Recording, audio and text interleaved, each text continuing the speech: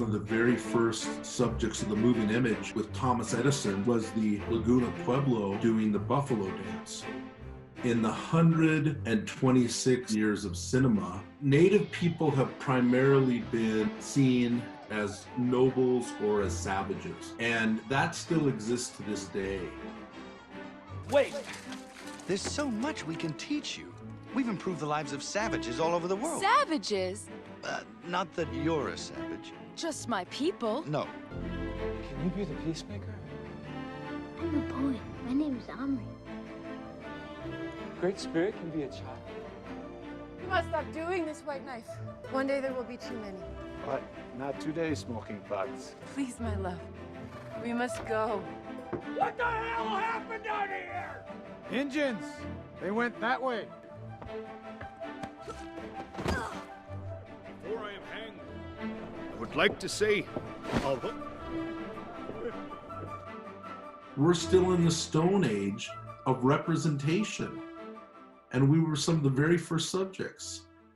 And it's because we didn't control our image. Other people controlled our image. We represent about 3 million people out of a country of 330 million. We represent 1% maybe of this populace. But the iconic value that Native people have is large.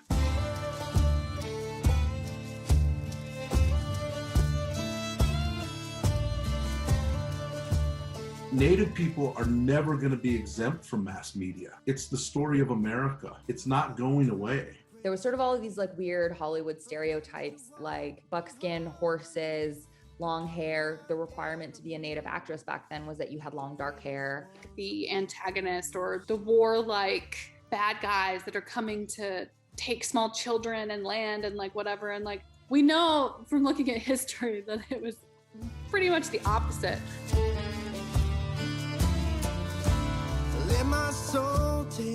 The trope of like the peace pipe smoking Native American, or it's the like scalping Native.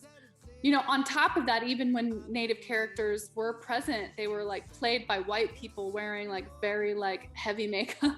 It's also this like pan-Indigenous stuff that's happening right now where like, you know, one person will be like, I know one Native friend, and they assume that every culture and tribe and nation has the same culture and rules. With 575 tribes, I think it would be a disservice to all of us to say this is what Indian is. An example is on the film set of Yellowstone. You know, they were supposed to be in Montana, and the way I heard it is that, you know, the art department had put in a bunch of Native props, and then they realized, oh, that these tribes are in southwestern United States, not the ones that would be here in Montana.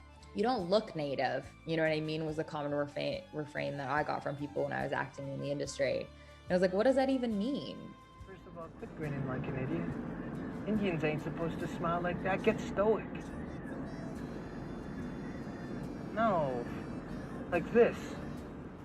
Remember, I made a short film when I was at NYU, and a short film distributor said, but how do you know they're Indians? And I'm like, they're on a reservation and they have certain, you know, traits that are Native inherently to me. It was like getting slapped in the face. What do you want me to do? Should I put them in a headband or braids all the time? I was at an art show one time, and you're not going to believe this, but someone walked up with their child and said, look, it's an Indian on a laptop.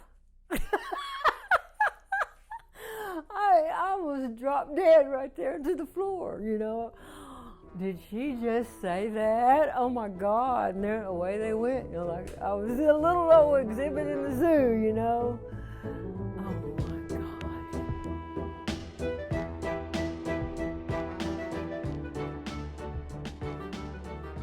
I think that while it is important to show Natives in a modern light, I think that we also have the opportunity right now to tell our accurate histories. And so I don't discount projects in film and television that tell historical stories because they have never been told right. Native people are the zombies. We are the Walking Dead of Westerns. We are the thing that's in the way of Western expansion. And I think a lot of that has to do with guilt about the attempted genocide of our people. Film is a depiction of society and our views and values at the time. So you can take decade by decade and look at the movies with Native people in them, and they're a direct reflection of our consciousness or our thinking towards how we feel about Native American people politically in this country. You know, you'll see in the 100 years of Native people in movies that we go from savages to good people in the 60s, and then to people that everybody wants to be like later on. I pity the country, I pity the state, and the mind of a man who thrives on hate. When I saw Pocahontas, I was very young, and at the time, I just took it for what it was worth from Disney, and I didn't question it. But as I got older, I started questioning what was really going on with that film. It's hurtful for me to see that that movie still gets the play that it does today. The reframing of Pocahontas is also very gross and deceiving. Say what you want to say about people being too sensitive, but when the only thing that you're served day in and day out is the racist caricature of the community with which you come from, after 100 years of that, it's going to have an impact on not only the way you see yourself, but the way you see your community. Well, I think, growing up, narratives that me and my brothers and my cousins could identify with were Black shows. Yeah. Because that was really the closest thing that we found. So we grew up, obsessed with movies like Belly, and then like watching like all of this Black content that was created is what we kind of identified with. Yeah. And so what we're doing now is we're giving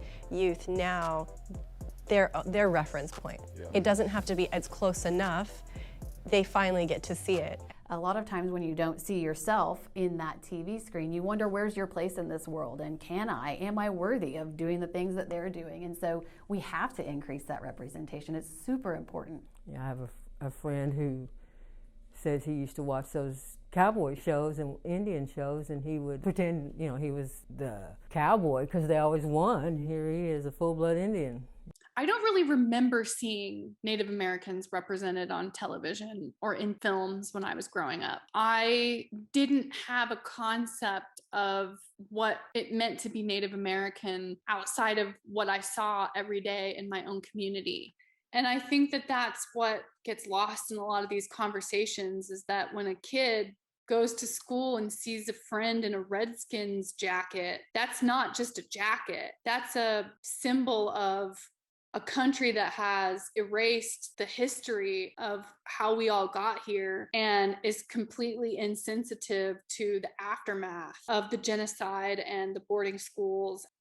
It's romanticized in movies that the Native people die because they have to die in order for America to move forward, which is a complete perversion. When you talk about young people that are Native that have the highest suicide rate of any Americans in this country and in Canada, you realize that this ideology that went decade after decade about people's self-worth may have had an impact. It becomes very clear how the suicide crisis has really impacted our communities, is through that imagery of like, if you've been told that you're nothing for 60 years, why is it worthwhile to continue living? Native populations that weren't killed off by disease and violence, at some point, the United States government decided to figure out, well, how do we control these populations? And assimilation was the big way to do it. I've noticed that ones that had gone to boarding school, some of them didn't teach their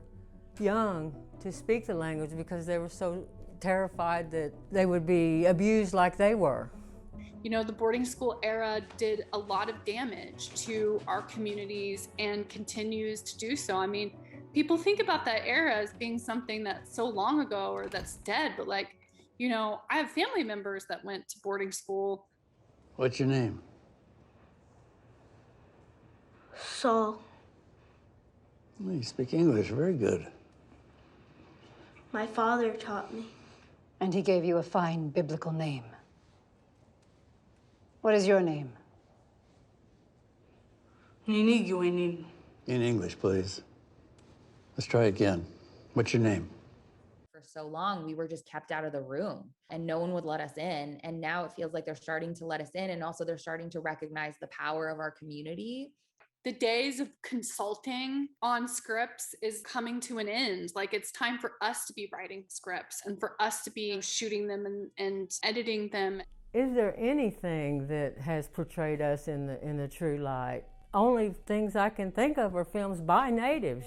Before everyone got here, we were doing a read through Zoom, and we're looking at the screen, and it's like 90% native people looking back at you. But not only that, it's people that have been in this industry as actors and activists and people that have been trying to change how native people are looked at on TV. They've been doing it for decades. People don't think that Indians are around anymore, that natives are here anymore. So it's really important that we hold that space and show people that we are still here, but not only that we are still here, how we got here and what we're like today and where we're going. And I'm really proud to be here tonight as the first Indigenous Native American to receive an Academy Award. We are here on television's biggest night as creators and actors, proud to be Indigenous people working in Hollywood. Representing the first people to walk upon this continent. What does Native futurism look like? What does it look like 30 years from now? What does it look like 50 years from now? Like, how can we see those spaces? That also tells the world that we're still alive. In the end, we persevered and we're still here. And what does that mean? And how do we show that? And how do we showcase that to people? Those were the hopes of our ancestors, that we would still be here in the present and in the future. And I think I still have that hope for what the future industry looks like. It's one life to live, so live it the best you can.